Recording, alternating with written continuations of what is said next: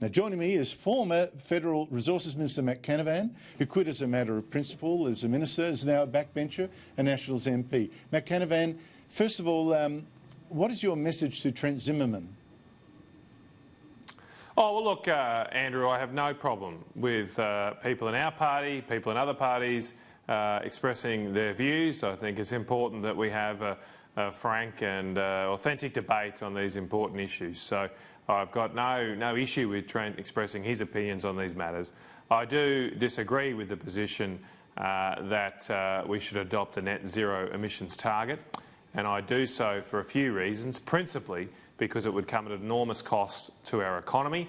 It would cost thousands of jobs, and what is not well understood, it would particularly hurt our agricultural sector, because keep in mind what people are saying is not zero emissions. They don't want to have to give up all the trappings of modern life. What they're saying is net zero, and where the net comes in is they will net off their trips overseas and continuing driving around in their four-wheel drives in the inner city areas. They'll be netting those off by growing a whole lot of trees on what was otherwise productive farmland. And that will cost thousands of jobs in our agricultural sector. And I want to grow our farm sector. I want to keep our country being a food producer for the world, not just turn us into a big forest, a big national park that will probably just be an area that more bushfires can originate in. The other reason I don't support it is because people aren't serious about it. I mean, take New Zealand. They're saying they're going to go for net zero emissions, yet they haven't cut their emissions in the last 15 years. It's a classic distraction technique where don't look at what I'm doing right now, think about what I might do in 30 years' time. And of course, I think your point on the farmers have got to wake up. I think there's about 85,000 farm businesses out there, and emissions from farming is 13% of the lot. They're coming for you. They can't cut emissions to net zero without going for farmers. Farmers have got to know this. Now, nuclear power. If you're really serious about cutting these emissions, you've got to go for the obvious option of nuclear power, true or not?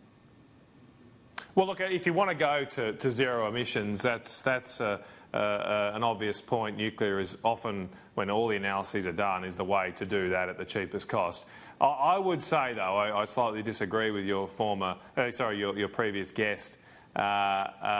Nuclear is still a very expensive technology, and the biggest problem we have with our energy system right now is its affordability, both for households. You know, we don't have a situation where pensioners can afford to heat their home in winter, and we should have that given the energy resources we have. That's a disgrace. But it's also costing thousands of manufacturing jobs in this country. The last 10 years has been the first time on record that our manufacturing industry has actually gone backwards over a decade. We've had decades of slow growth. We've had decades where there's been high growth. But the last decade, the 2010s, was the first time on record where we've actually produced, in value terms, less manufactured goods than we did in the previous decade.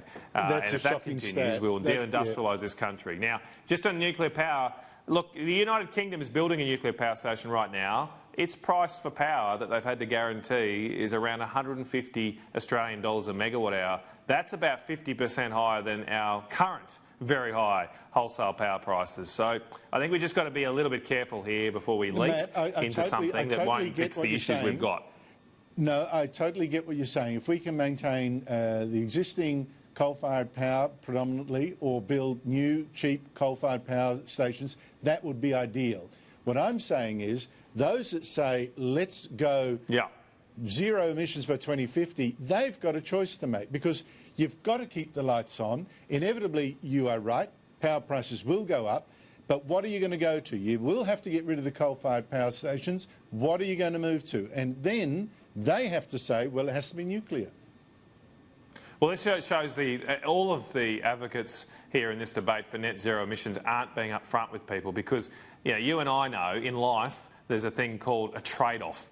That if you're going to do one thing, you might not be able to do other things as much. Indeed, the word decision, it comes from a Latin root, which is to cut off. It's to cut off other things. So as soon as you make a decision in life, you cut off doing other things. And if you make a decision to go to zero emissions over time, you're going to stop being able to do other things. And it's the other things that you miss out on that the Greens and the Labor Party are never upfront about. I mean, we've got this absurd example in the past week where the Labor Party are trying to say we can go to zero emissions, to net zero emissions, and not one coal miner will lose their job. I mean, how absurd, how naive must they think the Australian people are? I was just talking to a coal miner I know from Claremont on the phone this afternoon, and he said all the guys and girls at the mine are laughing about it, right? It is a joke. The Labor Party have become an absolute joke. And then you've got the Greens out there saying we can go to net zero emissions with 100% renewable energy, with no explanation about what's going to happen when the wind doesn't blow, the sun doesn't shine and the battery runs out.